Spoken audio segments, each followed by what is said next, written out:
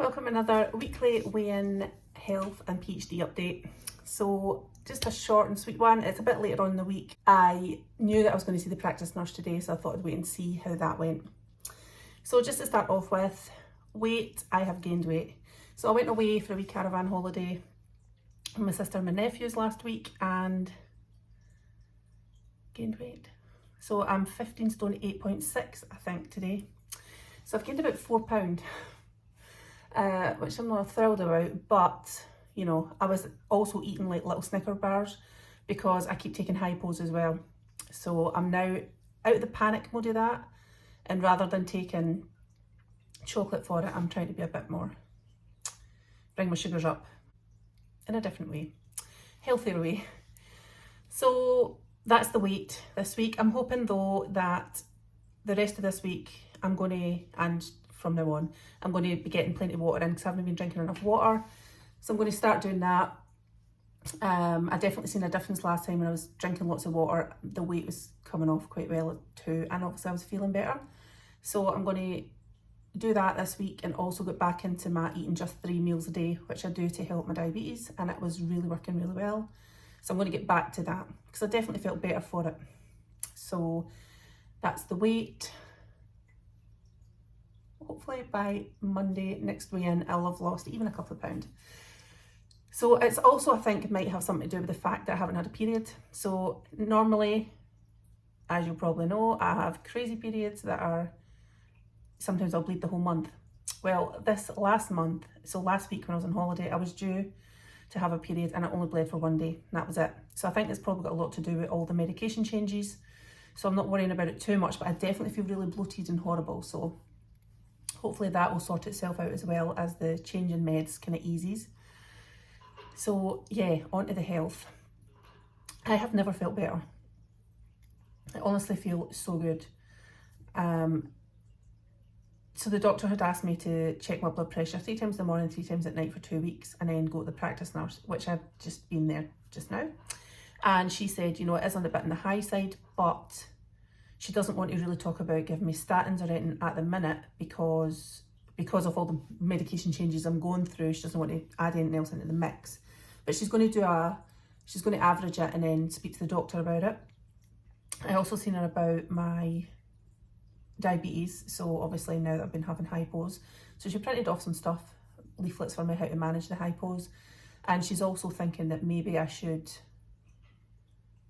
reduce another glycoside and just take 1 glycoside and the 2 metformin a day, but she's going to speak to the doctor about that as well and phone me back. So less medication for me sounds good. Obviously there's the worry that because I've come off the tacrolimus and stuff, that and I'm reducing my steroids, you know, there's that fear of, is things going to flare up again? But at the minute, I honestly have never felt better. I was really concerned about the kidney function. So my consultant had rang me last week to say my kidney function was really low. So he'd had me do another blood test. So I asked the practice nurse just there how it went, and she showed me. So it's actually the best it's ever been since I've been getting my kidney function tested lately. So it started at 53, then it dropped down to 43. The last time it had dropped to 33, but now it's up at 56. So I'm like over the moon because it's just, everything's just feeling like it's getting better. You know, I feel more with it on a day-to-day basis. I've got more energy. I even helped move a caravan, like physically push a caravan when we were putting it back in at the park where it lives the rest when it's not in use. So she was putting it back there, and my sister struggles a bit just to reverse it in at the minute. So she kind of reversed it as far as she could, and then we just pushed the rest in, but I was doing that. So it's just amazing. It's just amazing how well I feel by having the diabetes under control, being off a lot of the medications. The practice nurse took my bloods again today, so she's going to check my diabetes bloods again, because last time they were up at 117, so they'd gone from 70 up to 117. But that doesn't surprise me because up until a few weeks ago, my bloods were, like, they weren't even reading on the meter, they were that high. So I think it will show a different story this time. So everything's going in the right direction, which is also impacting on my PhD. So PhD chat. So I had a meeting with my supervisors yesterday, just on video link, although they could see me, I couldn't see them. Something went wrong, but I could hear them.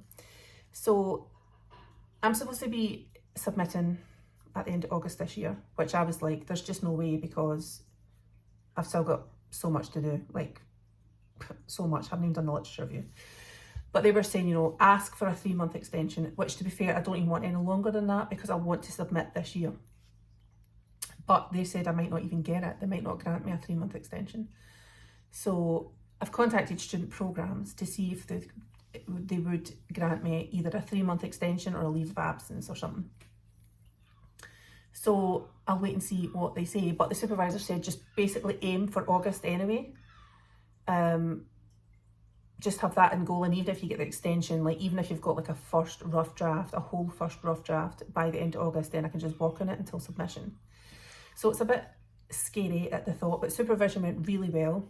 So rather than trying to incorporate all my literature into my findings chapters, I'm going to do a separate discussion chapter, which is not something I've done before, but it does make sense with the time limits. So they also asked me to collate all the work that I've done so far, you know, even if it's not in its finished state, and just to see how much I had and to send it to them. And so I've actually got nearly 60,000 words already written.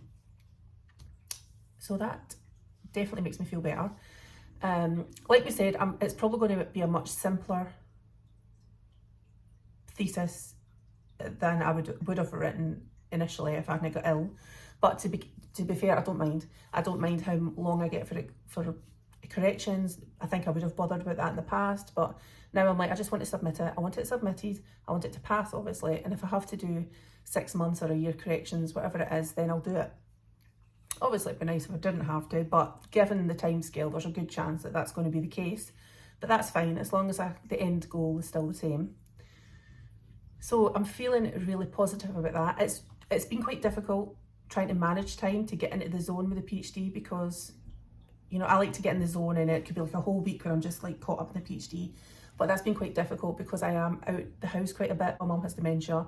She's just lost Frank. So, you know, I don't want her being in the house too long, too many days in a row, because she gets quite sad about that. And obviously my mum's more important than my PhD. So it's just about really pushing myself now. And one way of doing that is we've agreed, my supervisors and I, to have weekly meetings.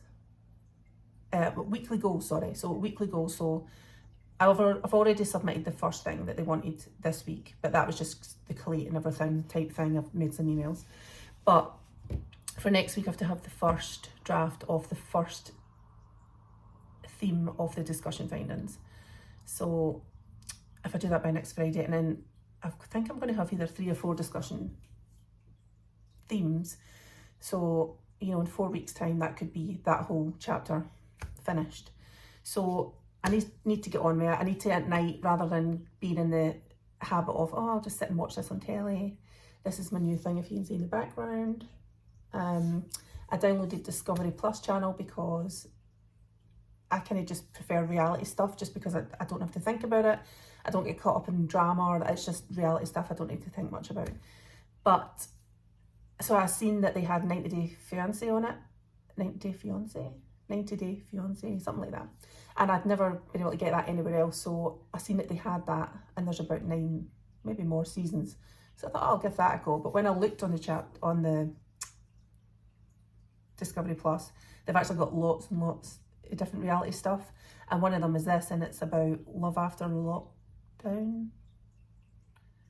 I think that's the right thing, but it's no, I don't know if that's right, but it's basically people who meet prisoners and get married and have a life after they get released, stuff like that.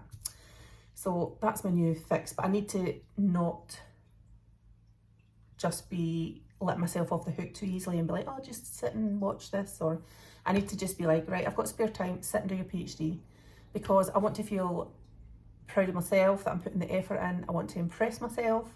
I want to get back in that zone that I used to always be in, and I'm feeling more and more like it. And I hope this continues with the health stuff. So that's my PhD chat for this week, and hopefully, no, I will make my target for next week. And oh, and Eric made if you can see Eric, he's always close by.